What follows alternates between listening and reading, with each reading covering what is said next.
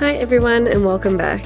In today's video we're going to take a closer look at how I created this realistic quokka using colour pencils.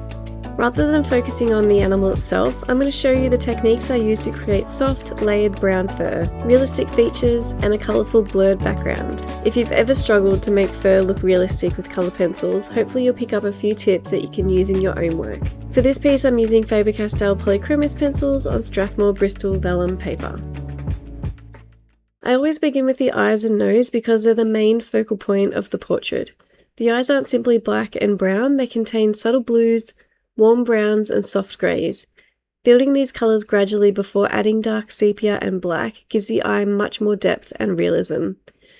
Remember to keep your pencil razor sharp throughout this stage. Small details make a huge difference when you're drawing realistic animals. Making sure to pay attention to where the highlights are in the eye and also the shadows on the nose. Making sure to also glaze in some of those colours in the nose as well, not just greys and blacks. We also want to add some of the violet and brown colours also. Once the eyes and nose are established, they become an anchor point for the rest of the portrait and make judging the surrounding values much easier. Now we can move on to the part most people find challenging, the fur. One of the biggest mistakes beginners make is trying to use only 1 or 2 brown pencils. Real fur contains far more colour than that. For this quokka, I'm layering warm grey tones, ivory, burnt ochre, brown ochre, walnut brown, burnt sienna, dark sepia and black, and also glazing in some of the violet and blue tones to help colour the fur. Throughout the real-time tutorial over on Patreon, we'll also go over how to put these fur strokes down in more detail. The ears have quite a different texture from the rest of the fur. Before adding colour, I use an embossing tool to press in some of the brightest white hairs. This allows those hairs to stay crisp as the darker colours are layered over the top. Inside the ears are a lot of warm colours.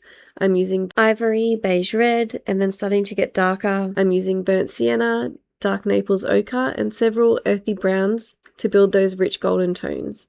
Around the outer edge, the sunlight catches the fur beautifully, so I leave those highlights clean and bright. Protecting those lighter areas now makes them really stand out once the darker background is added later. Moving on to the second ear, we're using exactly the same process, exactly the same colours, and just putting in this second ear. You can see that we're building up from light to dark, really gradually getting dark in the very center of the ear and then building around it. Also go in with our lighter colors and blend it down throughout, keeping the edges nice and bright. When working on the fur, I just break it down into smaller sections, working on one section at a time. In the full real-time tutorial, I do go over how to put in these fur strokes in more detail and explain my layering process as we go. Slowly building each section before moving on. This helps keep the direction, texture, and values consistent across the whole animal.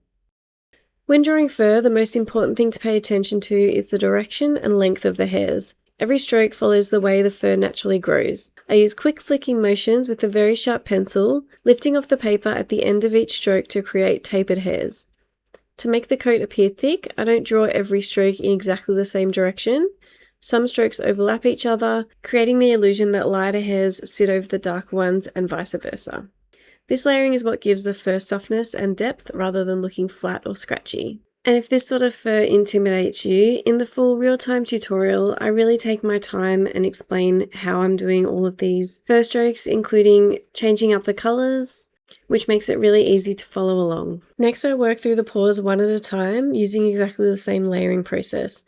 Again, the embossing tool is useful whenever I can see those bright white hairs. Making sure to pay attention to your reference photo because the fur moves in different directions on each of the paws, so really paying attention to the direction that their hair is moving. The chest contains some of the longest fur in the portrait, so the first thing I do is remove some of my outline, go in with my embossing tool with a really firm pressure, and just put in where I can see some of those really white hairs.